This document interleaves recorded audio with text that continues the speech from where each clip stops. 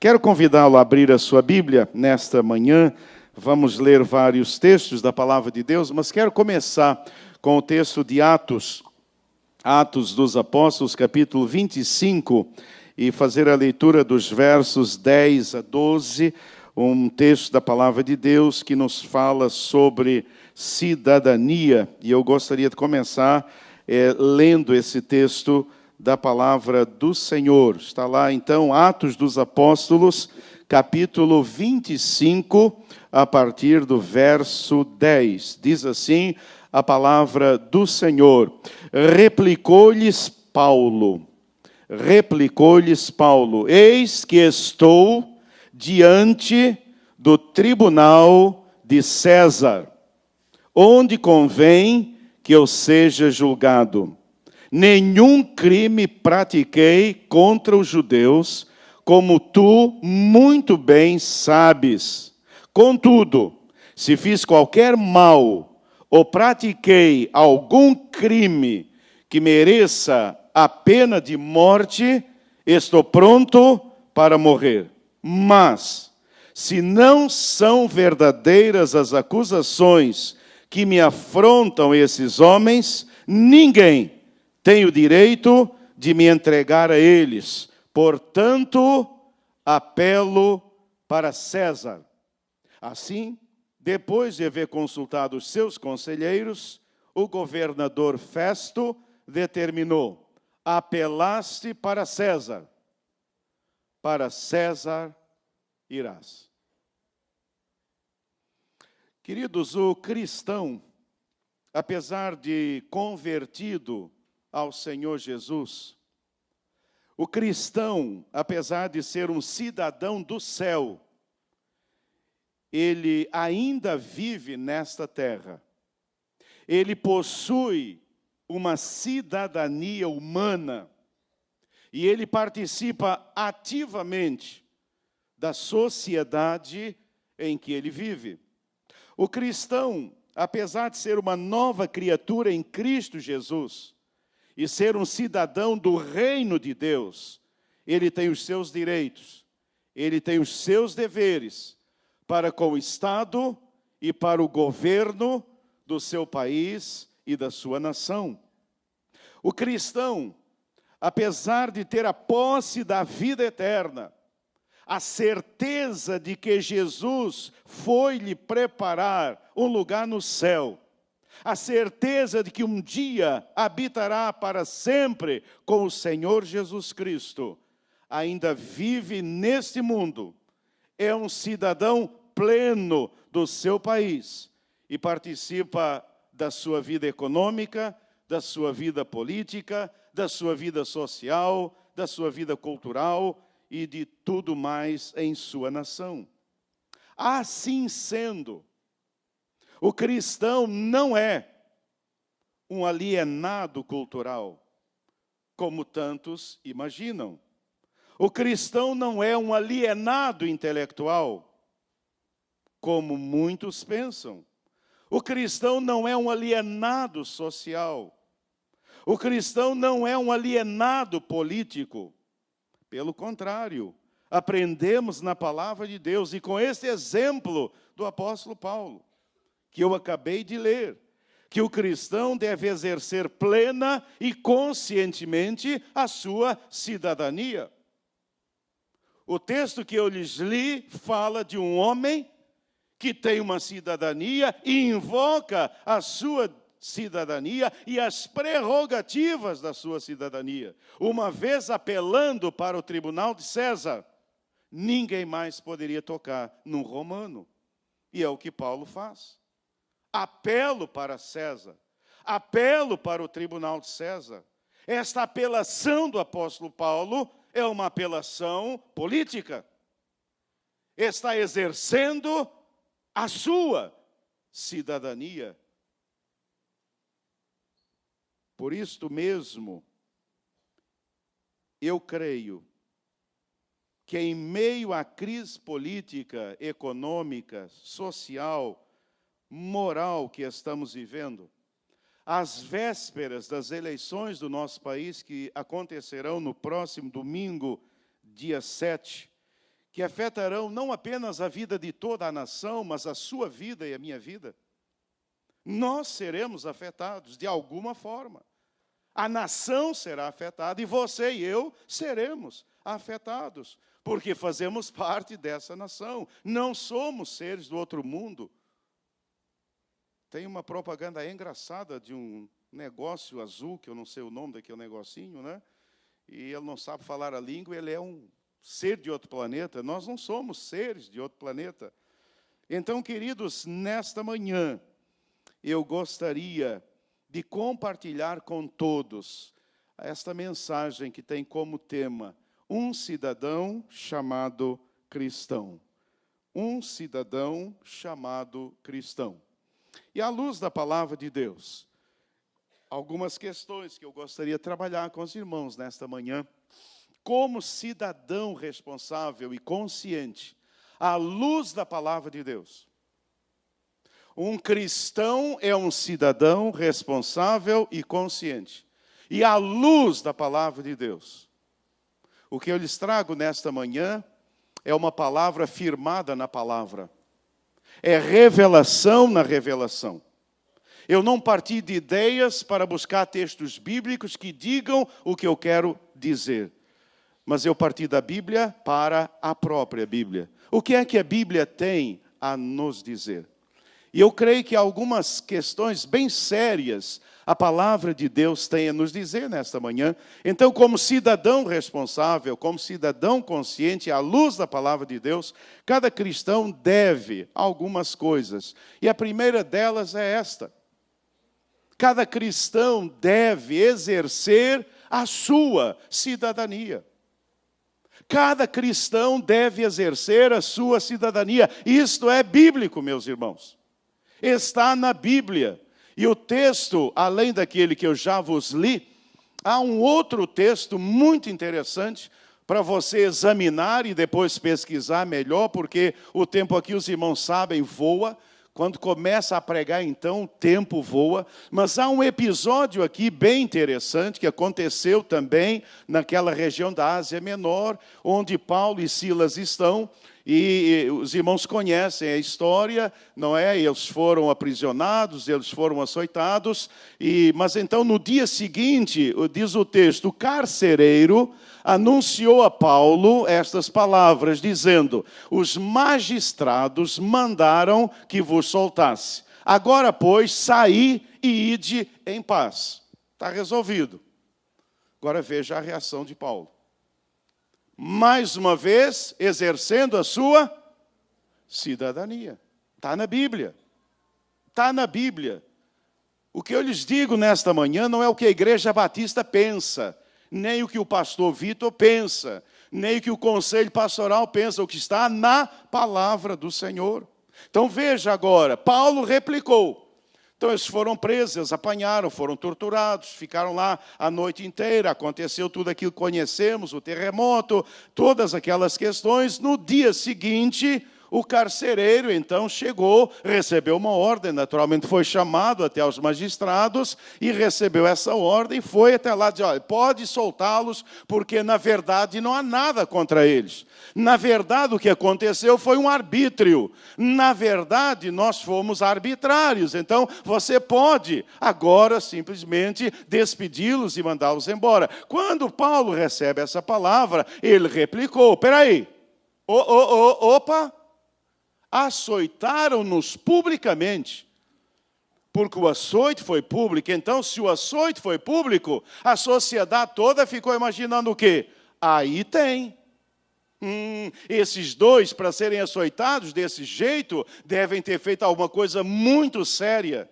Então, foram açoitados publicamente. Então, Paulo diz, vocês nos açoitaram, e sem sermos condenados, não havia nenhuma condenação, puro arbítrio.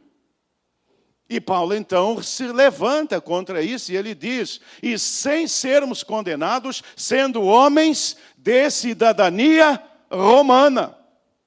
Paulo invoca a sua cidadania. Preste atenção nisso. Você é um brasileiro. Você tem uma cidadania.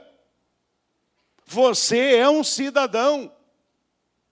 E como tal, você tem sua importância e você tem o seu valor. E Paulo invoca: sendo homens romanos, nos lançaram na prisão, sem sermos condenados. Não houve ninguém, não houve um advogado, não houve uma promotoria que acusasse, nada contra nós existe. E Paulo então diz: nos lançaram, e agora encobertamente nos condenaram publicamente sem que tenhamos feito nada, e agora, de forma encoberta, nos lançam fora, dizem que nós estamos livres. Não será assim, mas venham eles mesmos e tirem-nos para fora. E os quadrilheiros foram dizer aos magistrados estas palavras, e eles temeram, ouvindo que eram romanos, porque não se podia cometer esta injustiça com o cidadão romano. E vindo eles, lhes dirigiram súplicas, e tirando-os para fora, pediram que saíssem da cidade.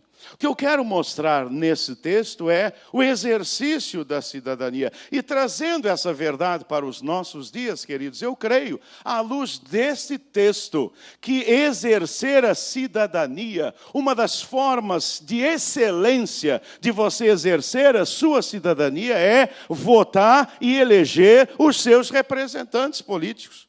Você estará exercendo a sua cidadania. Um dos meios que as democracias permitem, porque nem todas as políticas, nem todas elas permitem, nem todos os sistemas políticos permitem isso, mas nosso país é uma democracia e você, como cidadão, você então tem este privilégio de votar e eleger. Eu creio que todo cristão deve votar.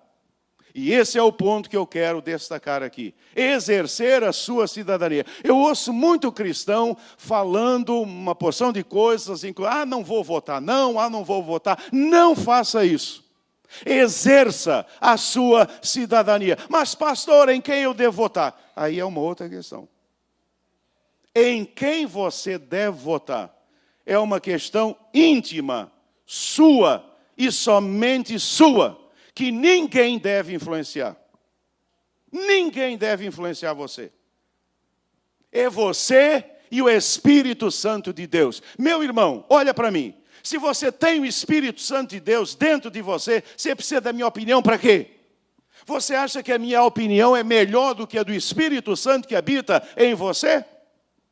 Ah, pastor, mas eu não sei. Ah, pastor, mas é difícil. Fala com Deus. Fale com o Senhor, mas exerça a sua cidadania. Vote, eleja. Se você não exercer, você não tem o direito jamais de fazer a menor crítica. Aumento dos ônibus, aumente alguma coisa, você não pode. Você tem que ficar com a boca fechada, porque você não exerceu a sua cidadania. Então não pode falar. Não pode dizer absolutamente nada. Tem que ficar quieto. Então, queridos, vamos votar. Vamos votar, todo mundo dia 7 lá votando. Todo mundo lá colocando o seu voto. Em quem você vai votar é uma questão sua com Deus. Sua consciência com o Senhor. Há mais coisas pela frente que podem lhe ajudar, mas você precisa colocar isso no seu coração nessa noite. Nessa manhã, você que chegou aqui nessa manhã, é um daqueles que diz, não quero nem saber, não vou anular o meu voto, ou não vou nem votar. Meu irmão, vote, exerça a sua cidadania. Eu creio firmemente que se Paulo estivesse aqui nesta manhã falando, diria exatamente o que eu estou dizendo, à luz do texto que ele tem e que nós acabamos de ler. Precisamos exercer a nossa cidadania respeitando e cobrando as autoridades eleitas. É bíblico que nós respeitemos as autoridades. Não há autoridade que não venha de Deus. Todo poder emana de Deus e em seu nome deve ser exercido. Os homens modificaram essa máxima. E eles dizem, todo poder emana do povo, e em seu nome deve ser exercido. Esta não é verdade bíblica. A verdade bíblica é, todo poder emana de Deus. Um governo ímpio é um governo de Deus. Por questões de nome, eu não posso citar o nome, mas Deus fala, e vocês leram recentemente no texto sagrado, Deus usando um rei ímpio da Pérsia, um rei persa, que Deus diz o seguinte: ele não me conhece, mas eu vou usá-lo para libertar o meu povo e levá-lo para Israel. Aleluia! Louvado seja o nome de Deus. Ele não me conhece, ele é um ímpio, ele era um persa. Ele tinha uma religião maniqueísta, dualista. A religião da Pérsia é aquela religiosidade que diz que existe o bem e o mal. Os dois são iguais, absolutamente iguais. E se opõem um ao outro. Um rei que tinha uma outra religiosidade. Mas Deus o chama, porque não há governo que não venha de Deus. Não há governo que não esteja debaixo da autoridade de Deus, seja ele qual for. Então precisamos respeitar e precisamos cobrar. Se você vota, se você elege, você tem autoridade para cobrar as autoridades, cobrar as suas promessas, cobrar o seu programa de governo, a sua plataforma. O que me parece muitas vezes, irmãos, é que no nosso país as coisas são relativamente fáceis para os políticos, porque eles não são cobrados. Eles só são cobrados pela mídia. Praticamente o povo não cobra os seus representantes. Aliás, provavelmente você não lembre mais em quem você votou nas últimas eleições para deputado federal, para senador, etc. Você já nem lembra em quem você votou, quanto mais cobrar alguma coisa. Então, queridos, nesta manhã, primeira questão que a cidadania nos deve levar como cristãos é exercê-la na sua plenitude. Quando você, domingo que vem, entrar naquela cabine, você estará exercendo algo que Deus lhe deu. Você estará sendo plenamente um cristão convertido ao Senhor Jesus Cristo. Vá debaixo de oração. Vá pedindo a Deus que o Senhor te dê luz e direção. E o Senhor o fará para a honra e glória do seu santo, santo e bendito nome. Em segundo lugar, irmãos, como cidadãos responsáveis e conscientes, e à luz da palavra de Deus, à luz da palavra de Deus, nós precisamos entender as ideologias. E isso é algo extremamente sério, extremamente sério. Por detrás de cada partido político, por trás de cada um deles há uma ideologia. É a fundamentação filosófica, a fundamentação teórica daquele partido. É a ideologia desse partido. São as ideias que formam aquele partido e as pessoas que estão em torno desse partido. Então, todo partido político tem uma ideologia. E nós precisamos entender, saber qual é a ideologia. Não basta você ficar falando mal disso ou mal daquilo. Você precisa estudar qual é a ideologia. Qual é a ideologia por detrás do partido em quem eu estou votando, ou do partido qual eu participo. E aí, queridos, olhando para a palavra de Deus, eu não vou entrar aqui em questões outras, porque o tempo, inclusive, não nos permite, mas há dois textos sagrados. Há dois textos sagrados que nós precisamos ver nesta manhã. O primeiro é 1 João 2, 18 e 2, 22. Veja o que diz o apóstolo João: filhinhos. E eu estava falando isso na época dele, 2000 anos e mais atrás. Mas naquela época ele já diz: filhinhos, é já a última hora. E como ouvistes que veio o anticristo, também agora muitos se têm feito anticristos, por onde conhecemos que é já a última hora. Quem é o mentiroso? Quem é o mentiroso, senão aquele que nega que Jesus é o Cristo? É o anticristo, esse mesmo que nega o Pai e o Filho. Então, meus queridos irmãos e minha querida igreja e meus queridos internautas, atentem para isto. Toda a ideologia que nega a pessoa de Cristo, ela é o quê? Ela é mente. Um cristão pode adotá-la? É você que está falando, não sou eu. Um cristão pode aceitar uma ideologia que nega a pessoa do Senhor Jesus, igreja? Sim ou não? Um cristão, ele pode assumir um partido político em cujo programa, cujas ideias e ideais, elas negam a pessoa de Cristo. A Bíblia diz, é mentiroso. Quem é o pai da mentira? É o diabo. Então, se eu me filio a esse partido, se eu me envolvo com esse partido, o que é que eu sou, igreja? Eu sou mentiroso, eu sou um filho do... Como você vai pegar o cálice da ceia para participar? Você está entendendo, igreja? Vocês estão entendendo, irmãos? As coisas são sérias e profundas. As ideologias estão aí. E cabe a você avaliar, analisar, como a mim.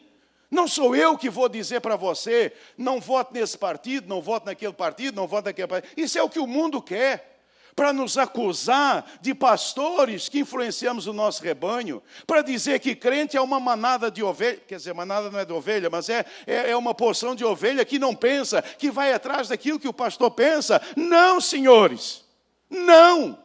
O que nós temos são os princípios da palavra de Deus. E precisamos aplicá-los à nossa realidade. O que eu sei, e eu avalio, e eu leio, é que cada partido ele está fundamentado numa plataforma ideológica, ideias que compõem. Então, se um partido político, por exemplo, ele diz que Deus é o Estado, eu posso assumir esse partido político, igreja? Vocês estão dizendo, não eu. São vocês que estão respondendo, são vocês que vão ser presos, não sou eu que vou ser preso, não, são vocês, porque eu não estou afirmando nada, vocês estão afirmando as coisas. Ora, se eu tenho um partido, e esse partido me afirma nos seus princípios lá, nos seus princípios partidários, se ele afirma, e se você lê e você percebe que o Estado é um Deus, se isto na verdade é uma religião, você diz, não, o meu Deus é o Deus de Israel, é o Deus poderoso, eu sirvo a Jesus Cristo, e isso não me convém. Então, queridos, esse é um ponto importante. O segundo, Romanos 1, 24 e 25. Presta atenção nesse texto. Há muitos outros textos, mas os irmãos sabem, a gente não tem como aqui esgotar o assunto. Mas olha, Romanos 1, 24 e 25. Por isso também Deus os entregou às concupiscências dos seus corações, à imundícia, para desonrarem seus corpos entre si. Agora atente para essa frase. O que é que essas pessoas fizeram? Mudaram a verdade de Deus em mentira. Mudaram a verdade de Deus em mentira. Honraram e serviram mais a criatura do que o Criador, que é bendito eternamente. O que é que isso me ensina? Que eu preciso negar, eu preciso rejeitar toda a ideologia que nega os valores cristãos. Os valores bíblicos cristãos. Então você precisa pegar, você precisa examinar. Examina lá cada partido político. Examine lá o caderno de intenções, as propostas que esses partidos têm, a ideologia desses partidos e veja, eles negam os valores da Bíblia, ou eles afirmam, ou eles não falam nada a respeito. Nenhum partido é um partido cristão. Nenhum partido é um partido cristão. Alguns no passado tinham algumas questões do cristianismo, mas não há um partido cristão. Nem os partidos antigos que havia na Europa, chamados sociais cristãos, eram partidos cristãos. Eles tinham alguns valores da palavra do Senhor. Nós não temos partido cristão. Então o que nós precisamos é examinar esse partido com o qual eu simpatizo. Eles estão mudando a verdade de Deus é mentira. O que é mudar a verdade de Deus em mentira, igreja? A palavra de Deus fala sobre casamento? Sim ou não? Casamento na Bíblia é o quê? Entre um e uma? Existe algum outro tipo de casamento na Bíblia, igreja? Me ajuda, gente. Existe outro tipo de casamento na Bíblia? Se você está simpatizando com um partido político, cuja ideologia, ela incentiva outras expressões de casamento, isso fere a palavra de Deus ou não? Fere. E isso é permitido para você? Você deve se envolver com esse partido? Sim ou não? É você que está falando, não sou eu. Vocês estão entendendo, igreja? É isso que nós precisamos entender. É isso que nós precisamos entender. Esse partido, ele incentiva determinados tipos de casamento. E você vai para a Bíblia. Porque, irmãos, atente para uma coisa. Não é o que eu acho, é o que a Bíblia diz. Cristão não se move por aquilo que ele acha.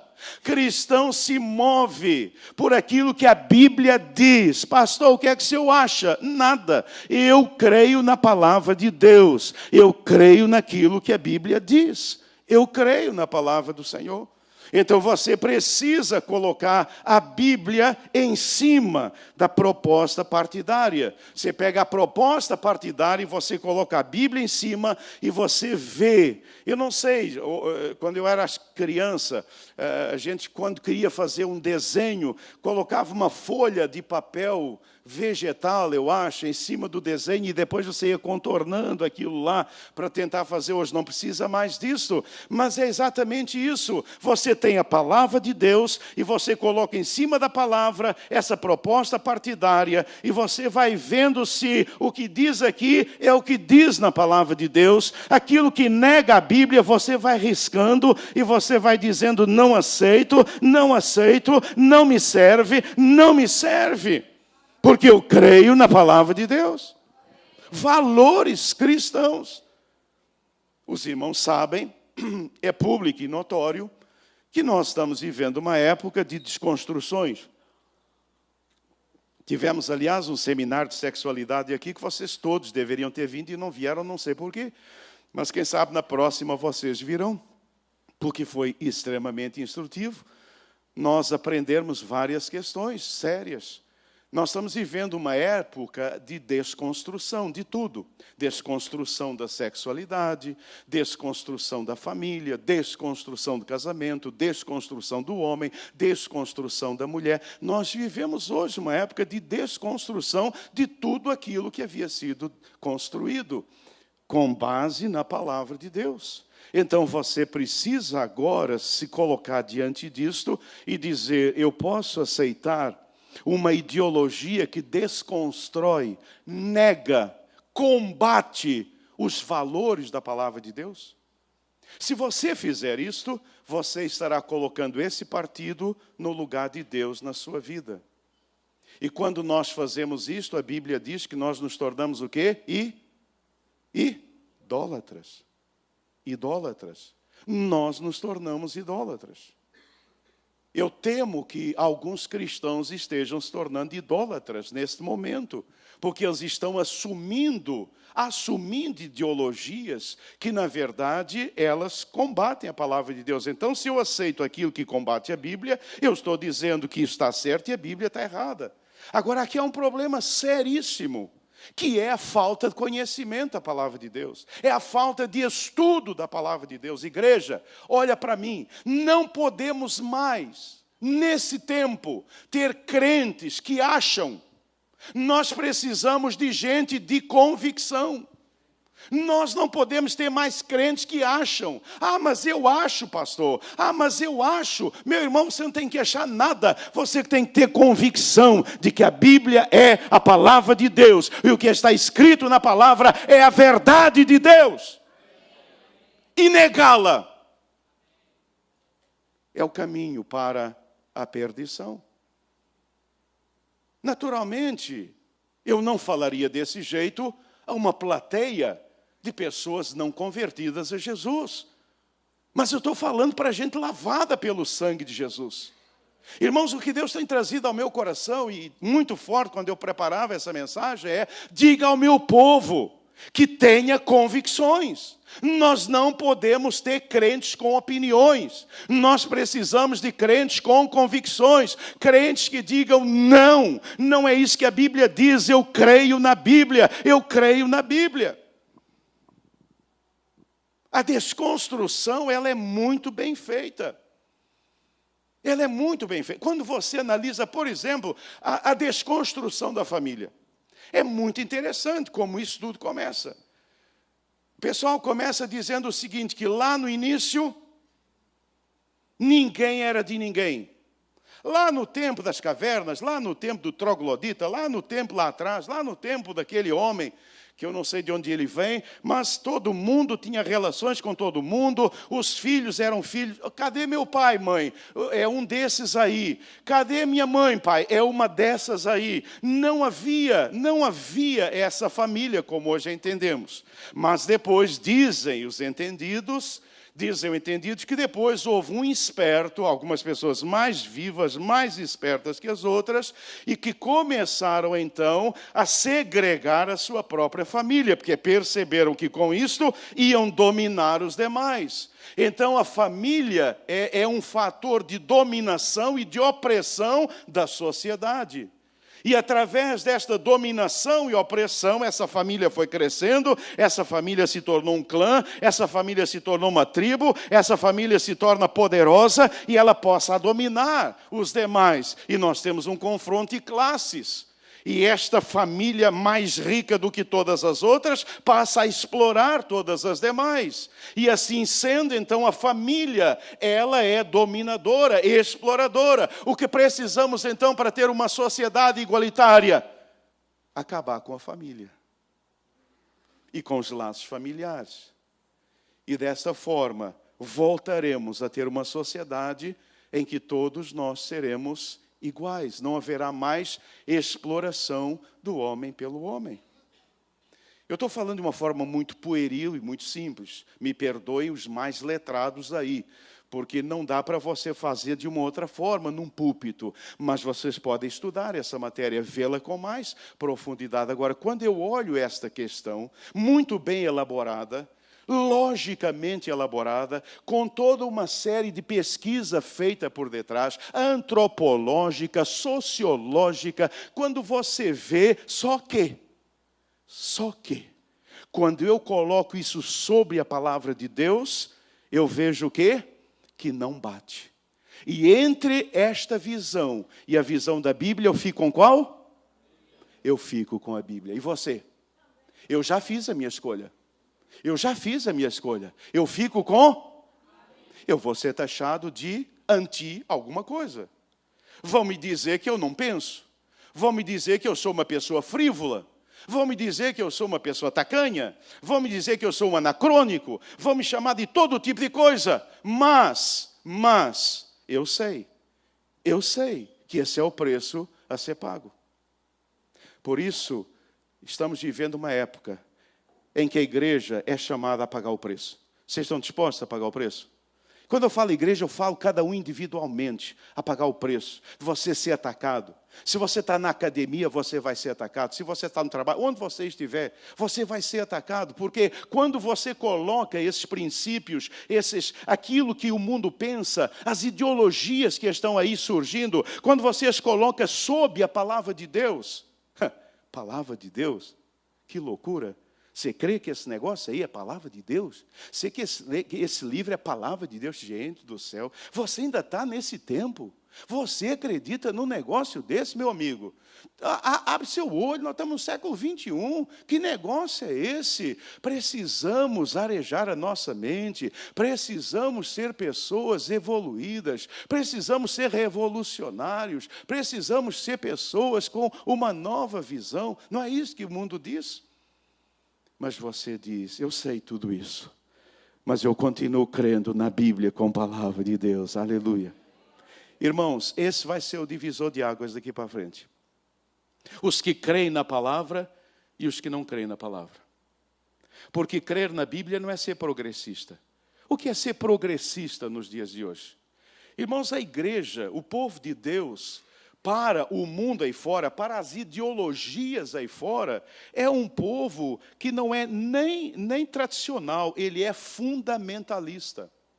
Para o mundo aí fora, nós não somos nem tradicionalistas, nós somos fundamentalistas. Fundamentalistas, porque nós não cremos nessas coisas. Nós temos capacidade de seguir todo o raciocínio, nós temos capacidade de elaborar todo esse raciocínio, entendê-lo perfeitamente, discuti-lo em suas bases, mas nós fazemos algo completamente diferente, é levar todo esse raciocínio cativo a Cristo Jesus. E eu fico com Jesus Cristo de Nazaré. Amém, igreja?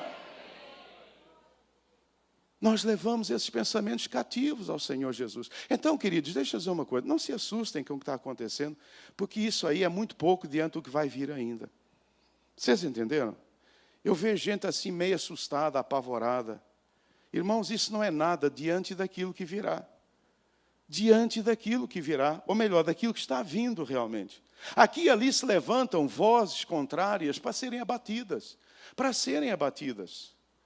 Para serem abatidas. Quem hoje se levanta? Quem se levanta hoje numa sala de aula de uma faculdade, onde tem um professor, um mestre, um homem, um epígono do conhecimento, dando aquela sua aula, falando todas aquelas verdades ideológicas em que ele talvez creia. Quem se levanta para dizer, mestre, posso falar? Pois não. Tudo que o senhor está falando, eu não creio nisso daí. Porque a palavra de Deus... Você é louco, meu irmão? Essa é a verdade que nós estamos vivendo nos dias de hoje. Então, eu preciso entender as ideologias. Eu preciso entender o que está por detrás. Veja, um Estado totalitário, que é o sonho de uma parcela de certa ideologia, um Estado totalitário, este Estado substitui a própria família. Os irmãos já viram, por exemplo, que na China, o Estado que é totalitário, ele pega uma criança com 4 anos de idade e ele coloca essa criança num ginásio, e essa criança vai ser um atleta, um ginasta, alguma coisa, porque isto é importante para o Estado. É importante para o Estado.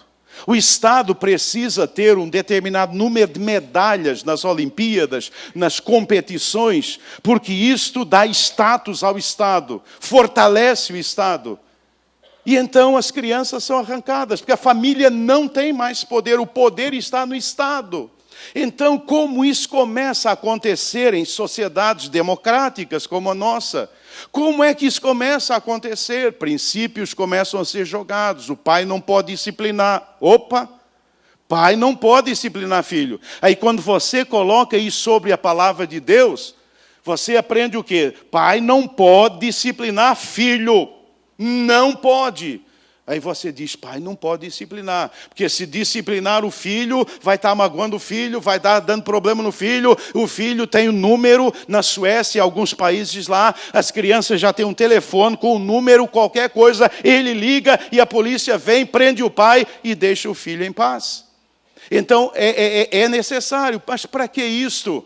Para romper os laços familiares, para que a família... Por quê? Porque a família é opressora. Então, num Estado totalitário, você não pode ter mais família. A família tem que ser desconstruída. A igreja precisa ser desconstruída. Porque a igreja também oprime. Vocês estão aqui ouvindo um pastor que está falando para vocês. Vocês estão acreditando num pastor. Não pode. Não pode, você tem que acreditar na doutrina que é ensinada pelo partido do governo. Então, os pastores têm que ser silenciados. Por isso tem que ter a Bíblia na sua mente, porque ainda que prendam todos os pastores, não pode prender a sua mente. Não pode prender a sua mente. Então, hoje, irmãos, entendam isto. Família, igreja, precisa ser combatida, desconstruída cada vez mais. Para quê? Para que surja um governo totalitário que domina tudo e todos, ao qual servimos. E isso está em marcha. E essas ideologias estão aí. E para espanto nosso, numa democracia como a nossa, elas estão escancaradas. Elas não estão escondidas. Não é alguma coisa escondido, não. Ela está escancarada diante. E as pessoas, é impressionante, porque os cristãos estão sabendo, não sabem o que fazer. Os cristãos não sabem o que fazer. Os cristãos estão meio perdidos. E os que não são cristãos, mais perdidos ainda, eles estão. Naturalmente, irmãos, que a nossa geração, a própria vida com Deus, ela nos dá determinados valores. Você sabe perfeitamente que uma criança não pode ser exposta a determinadas questões, especialmente na área de sexo. Você sabe disso, você é adulto. Mas, quando isso começa a acontecer, e quando a escola começa a impor essas questões, e quando você começa a ir na reunião dos pais, e quando as coisas começam a ficar difíceis, a gente começa a ficar perdido. Nós precisamos tomar uma decisão, uma definição. Aquilo que é ideologicamente contrário à palavra de Deus, não me convém.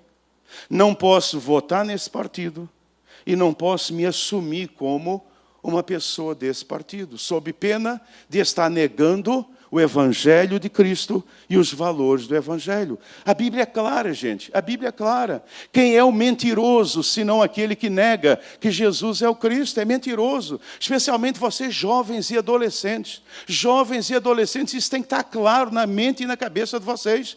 Porque vocês são os próximos a tentarem pegar, são vocês. Os próximos a cair são vocês. Depois de vocês, os que vêm atrás de vocês, e depois as nossas crianças a serem abatidas, a serem cooptados. Tem que haver essa convicção. Igreja não pode ser lugar para a gente brincar. Igreja tem que ser lugar onde a gente adora a Deus e crê no Deus Todo-Poderoso. No Deus Todo-Poderoso. No Deus poderoso. Então você não vai sair por aí dizendo: meu pastor falou que eu não posso votar no partido tal. Não me faça uma bobagem, me perdoe o termo, destas. Não faça isso. Mas diga: eu não vou votar, ou eu vou votar, eu vou fazer, ou não vou fazer, porque a minha convicção é esta. Revele quem você é. Assuma quem você é. Não se venda pela opinião do outro. Ah, porque eu fui ouvir lá e o fulano falou que a gente todo deve votar. Não, senhor. Não, você vai avaliar, vai analisar. E você tem a Bíblia, e você tem o Espírito Santo. Espírito Santo, me revele na revelação se isso vem do Senhor. Se o Senhor se agrada com isso, Espírito Santo. Decalca, coloca em cima, e você vai ver, e você vai ficando impressionado. Irmãos, ler a Bíblia nos dias de hoje é impacto sobre impacto. A gente lê a Bíblia e fica impactado com aquilo que lê e diz: Senhor, misericórdia, compaixão, Senhor, do que está acontecendo.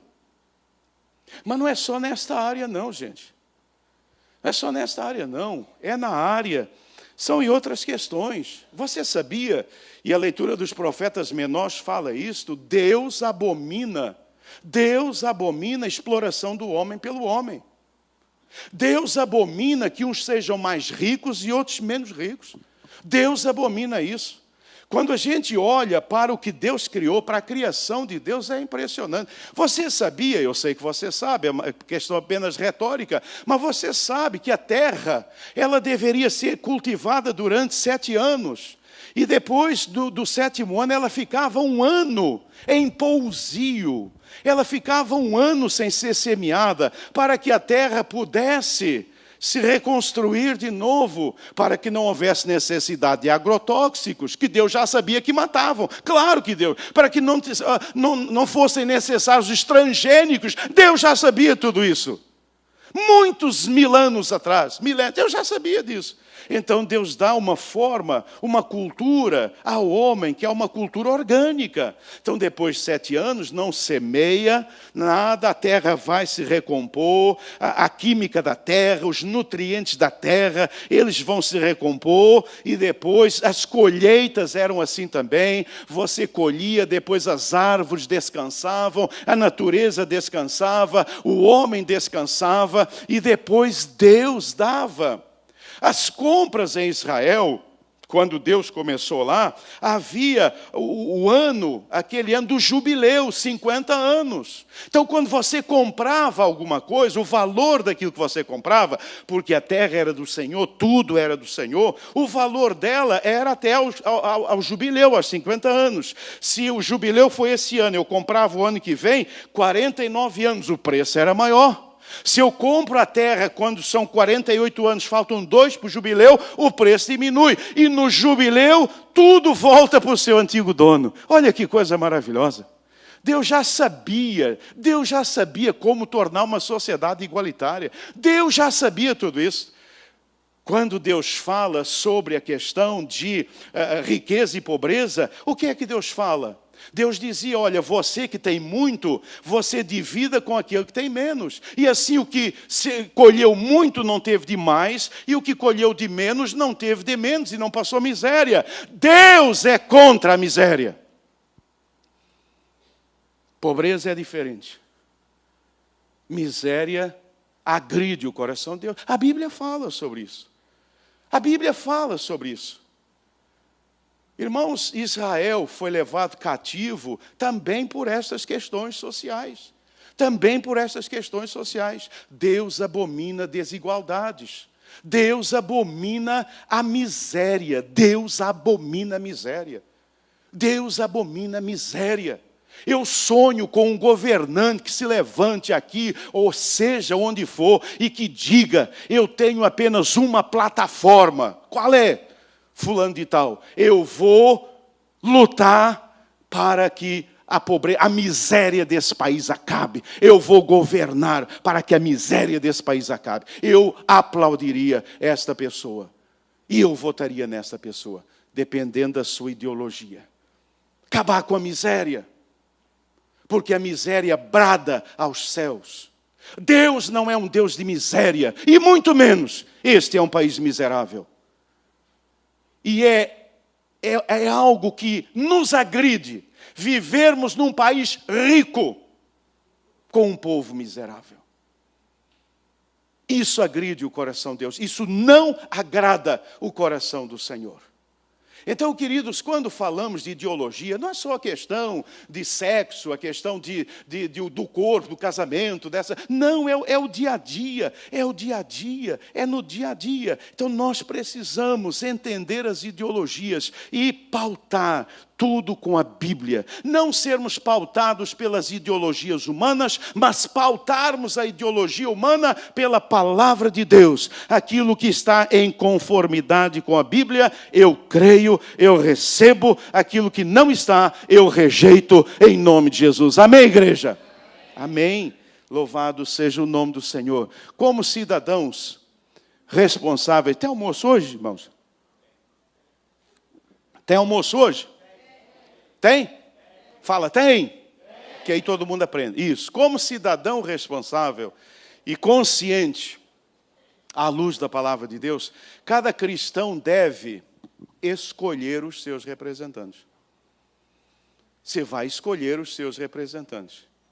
E aí você me pergunta, como? Está na Bíblia. É maravilhoso. A Bíblia é demais, não é não, irmãos?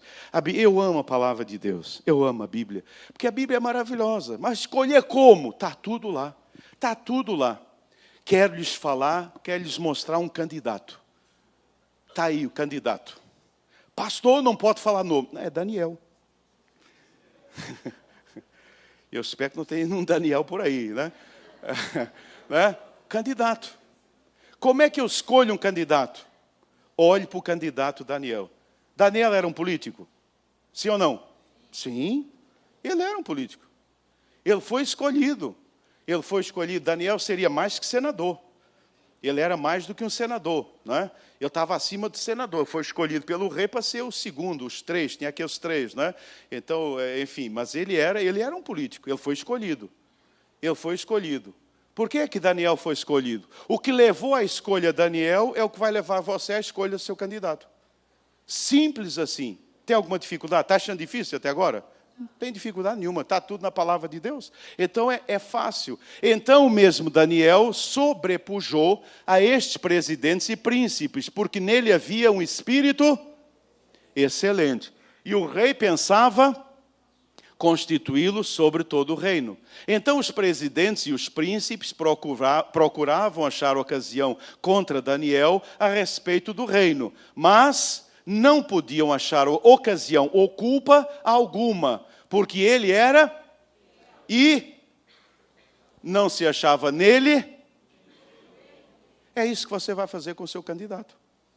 É exatamente isso. Exatamente. O que é que esses homens fizeram? Uma devassa na vida de Daniel. Uma devassa na vida de Daniel.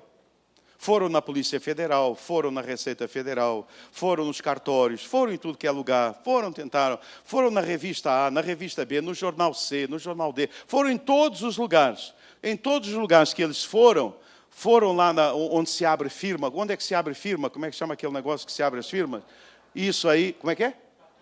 Cartório, mas não é bem o cartório. Quando você vai abrir uma firma, você tem que ir lá no lugar. Na junta comercial, foram na junta comercial, para ver quantas firmas Daniel tinha. Foram na junta comercial, ver, esse Daniel, vamos ver qual é o patrimônio de Daniel. Foram verificar tudo. O que é que eles acharam? Nada. Nada. E diz a palavra de Deus, porque Daniel era fiel e não se achava nele erro nem culpa. Como é que você vai escolher um candidato? Ah, pastor, é você que vai escolher. Então você vai escolher pessoas que possuam valores morais, pessoas de notória honestidade.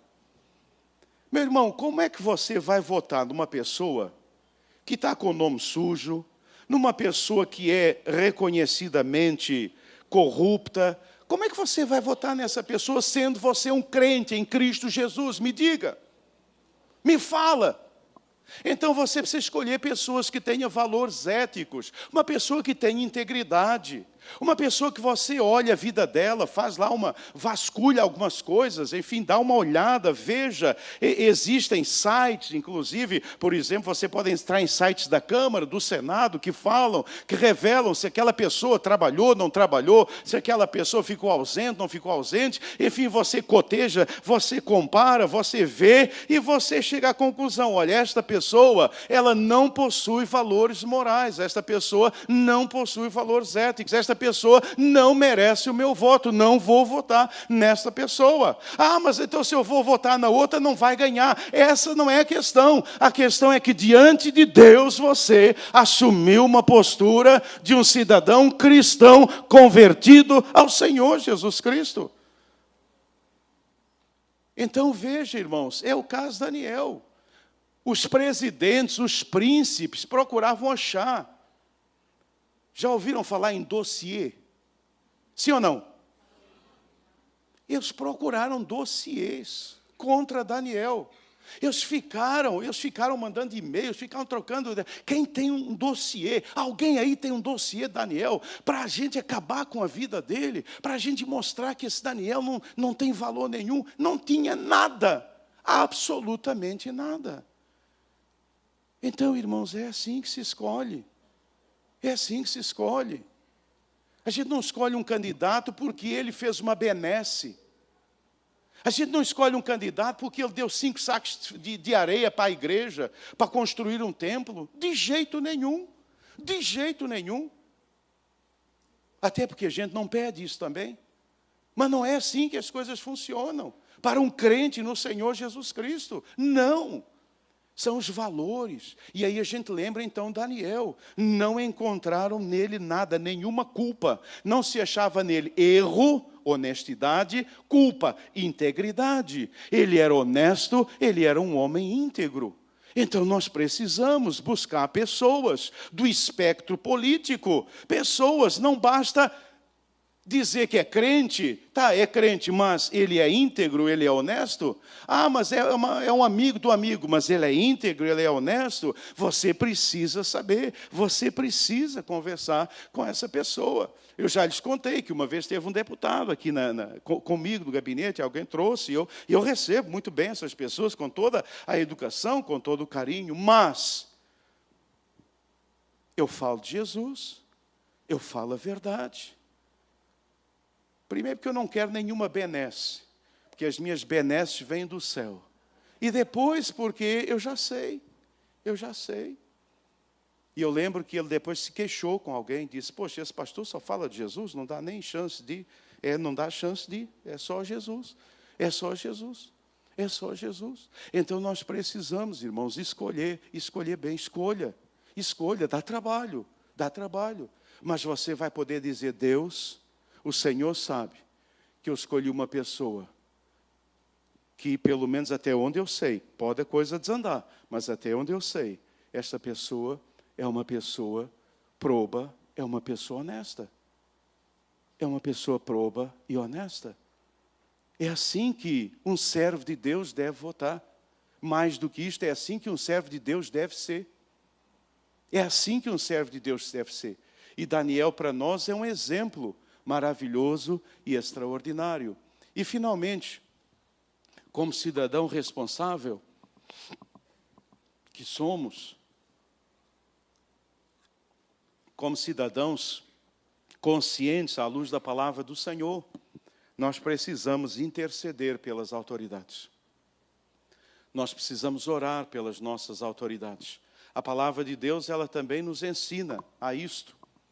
Admoesto-te, pois, Paulo fala a Timóteo, antes de tudo, que se façam deprecações, orações, intercessões e ações de graças por todos os homens, pelos reis e por todos os que estão em eminência, para que tenhamos uma vida quieta e sossegada, em toda a piedade e honestidade, porque isto é bom e agradável diante de Deus, nosso Salvador, que quer que todos os homens se salvem e venham ao conhecimento da verdade. Eu sei que você está me olhando e está perguntando assim, mas pastor, orar por fulano?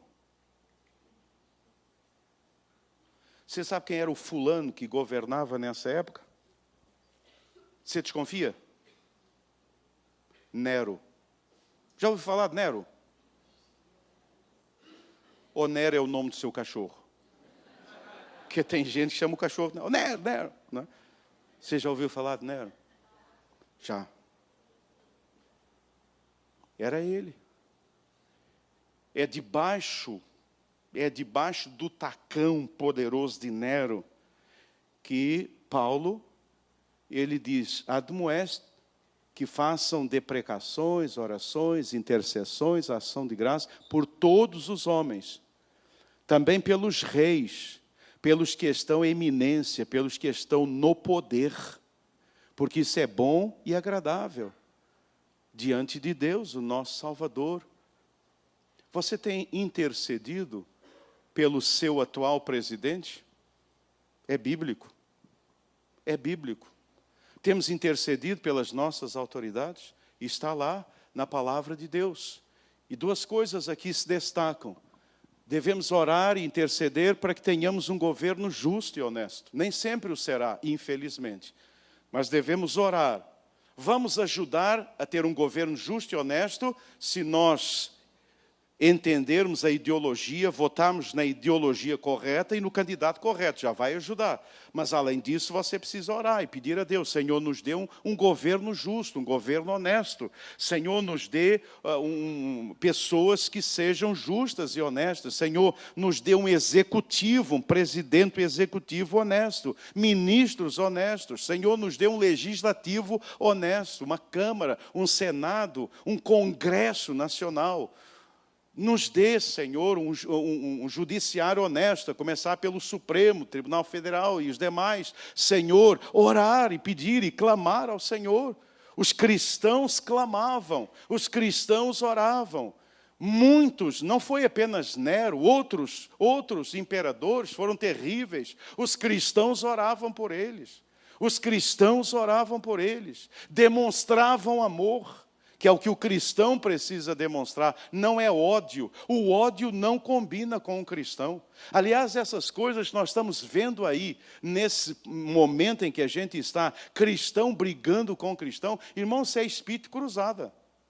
Eu olho isso e digo, Deus do céu, se fosse cruzado hoje em dia, eu ia ter um regimento lá na igreja.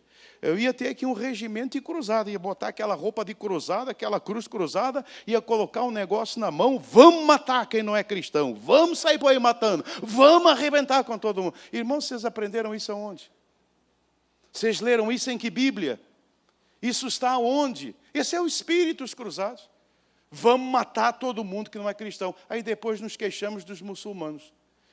Que tem lá um versículo lá no Alcorão, que permite e diz que os fiéis devem ser mortos. Mas você está matando.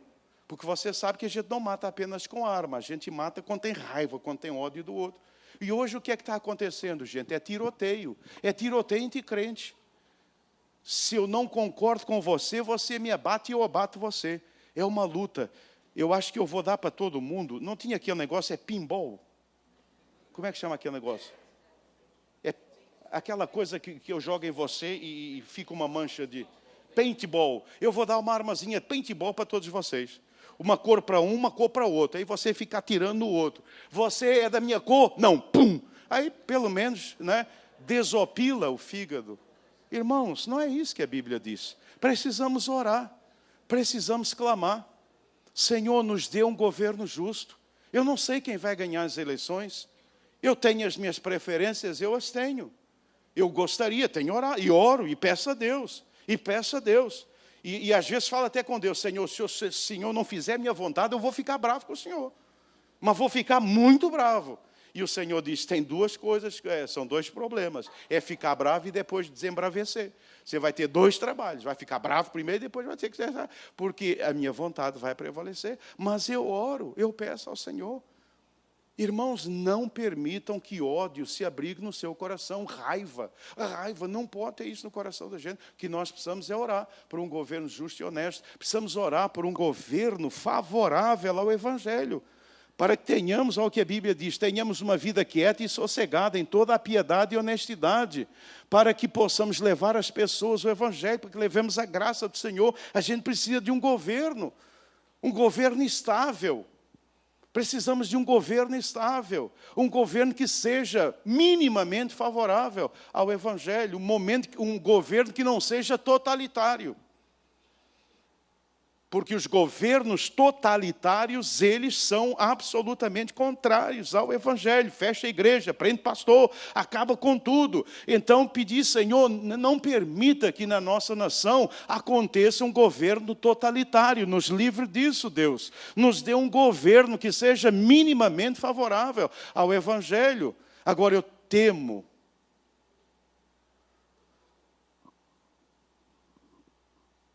Nós temos tido muita liberdade, não é verdade? Nós temos tido liberdade no Brasil. Desde que eu estou no Brasil, que o Brasil é um país livre, de muita liberdade. Temos usado a nossa liberdade para quê? Às vezes eu fico pensando coisas loucas. E eu fico pensando assim, Deus, será que num governo totalitário, a igreja faria o que ela não faz num governo democrático? Oh Deus, tira esse negócio, sai esse negócio, sai em nome de Jesus, pensamento ruim. Mas vem às vezes na cabeça da gente. Não é verdade? Vocês sabem onde o Evangelho mais cresce no mundo, nesse exato momento? Agora, vocês sabem onde o Evangelho está crescendo mais e mais e mais? Aonde? Na China. Na China. Sabe por quê? Porque o Evangelho lá é proibido. Lá, para você ter uma igreja aberta, você tem que ter um negócio do governo e você tem que rezar por uma cartilha lá que é dada para você. A igreja cresce. Não se sabe o número de cristãos que existem na China. Não se sabe. Mas algumas estimativas dão algo como 300, 400 milhões de cristãos. num país de 1,2 bilhão, eu sei lá quantos. Entenderam? Às vezes me passam pela mente algumas ideias loucas, que eu fico até apavorado com elas. Mas eu continuo orando, um governo justo, um governo honesto, um governo minimamente favorável ao Evangelho. Um governo que não seja totalitário. Um governo que não diga como meu neto, meus filhos devem ser educados, mas que eu tenha liberdade de educá-los. Eu oro por isso, mas eu não sei até quando. Eu não sei até quando nós vamos ter liberdade. Vocês veem que a coisa está fechando. Vocês veem que a coisa está fechando. Os pastores estão sendo cerceados, os cristãos também cerceados. Completamente cerceados na nossa liberdade. Você não pode afirmar determinadas coisas. Um escritor conhecido, ele escreveu no Facebook um versículo bíblico. Ele simplesmente colocou lá o versículo de Êxodo que diz: não te deitarás com mulher, homem não se deitará com mulher, homem não se deitará com homem, que isso é abominação. O versículo fala exatamente isso, colocou lá. O versículo foi tirado e ele recebeu uma suspensão e uma advertência séria para que não voltasse a postar esse tipo de coisa. Eu disse, mas é Bíblia. É Bíblia. Vocês estão aí na nação que foi fundada em cima da Bíblia. Não pode mais. Não pode mais. Então precisamos orar. Precisamos clamar e pedir ao Senhor: Deus, nos dê um governo justo. Senhor, nos dê um governo minimamente honesto. Senhor, um governo que não seja totalitário. Ore por isso. Peça a Deus que tenha misericórdia do nosso país e da nossa nação. Como cidadão responsável e consciente à luz da palavra de Deus, cada cristão deve 4 coisas apenas. Uma delas é exercer a sua, votando, respeitando. Qual é a outra? Estudar as ideologias, entender as ideologias, não é? Colocar as ideologias sob a palavra de Deus e rejeitar aquilo que não é de Deus, aquilo que não vem de Deus precisa ser rejeitado. Em terceiro lugar, escolher os representantes. Escolher, é você que vai escolher, não é ninguém que vai escolher para você, não. É você que vai escolher os seus representantes, você é livre, Deus te deu esta liberdade. E em quarto lugar, interceder pelas autoridades. Que nesta manhã, que nestas eleições, você possa exercer o seu direito, exercer a sua cidadania, entender as ideologias, então o partido em que você vai votar, que você possa escolher os seus representantes, olhando o caráter deles, olhando a sua honestidade, que você possa fazer isso e que você possa continuar intercedendo pelas eleições e pelos eleitos, porque, e aqui está uma questão que eu quero lembrar, o meu compromisso é honrar o rei. O meu compromisso é levar o reino. Esse é o meu compromisso. Irmãos, o meu compromisso não é com um partido político, não é com um Estado totalitário. Eu louvo a Deus pelo Estado. O Estado, como nós o conhecemos hoje, é bênção de Deus. Foi dado por Deus, para que tenhamos uma sociedade onde possamos viver. Mas o Estado não é o meu rei. O meu rei é Jesus Cristo. E a minha, está lá, a minha visão é o quê? Honrar o rei. Qualquer situação política que me leve a negar, a honrar o Senhor, não me convém. E eu preciso levar o reino. Eu preciso levar o reino. Irmãos, eu creio que cristãos deveriam se candidatar.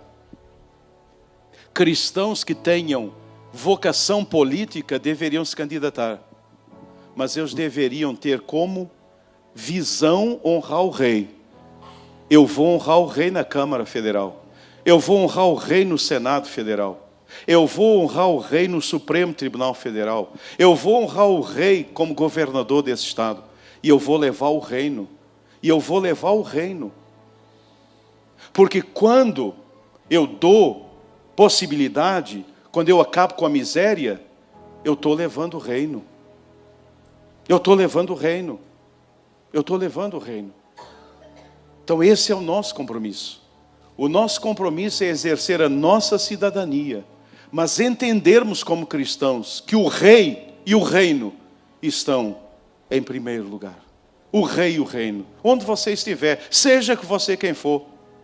Seja você quem for. É evidente que um presidente de república convertido a Jesus, numa cerimônia de governo, não vai abrir a Bíblia e ficar pregando o evangelho. Porque ele não é tolo. Mas ele vai, nas suas posturas, nas suas posições, ele vai honrar o rei. Ele vai levar o reino. Ele vai levar o reino. Eu às vezes fico pensando se eu fosse prefeito dessa cidade. E aí vem o carnaval. E aí tem lá o negócio do prefeito. É o que mesmo? Fala. Pode falar que eu não vou levar mal de você falar não. Camarote do prefeito. E também tem do governador. E alguém vai chegar lá e vai dizer, aqui está o seu negócio aqui, o seu camarote, para o senhor passar o carnaval. E aí? O que é que eu faço?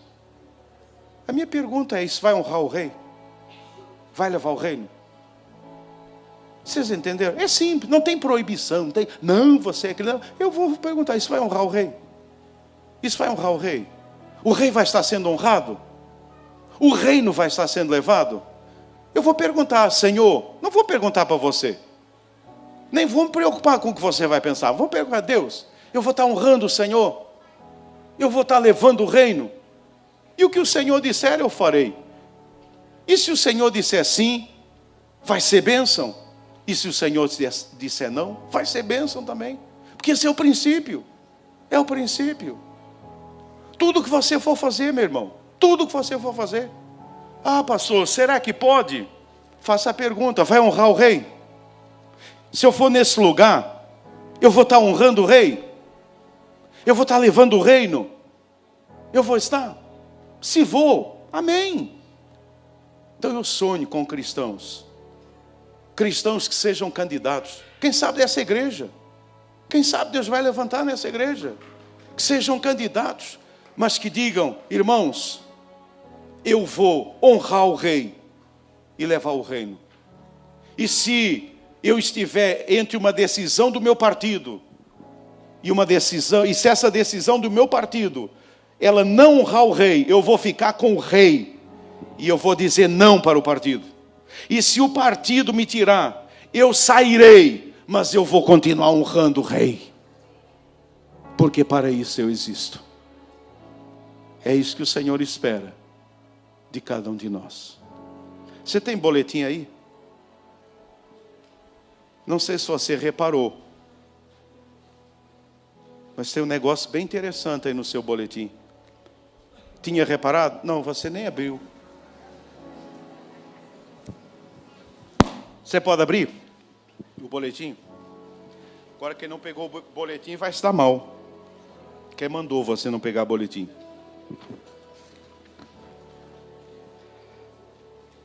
Na página dentro diz assim, eleições 2018. Você está vendo aí? Tá?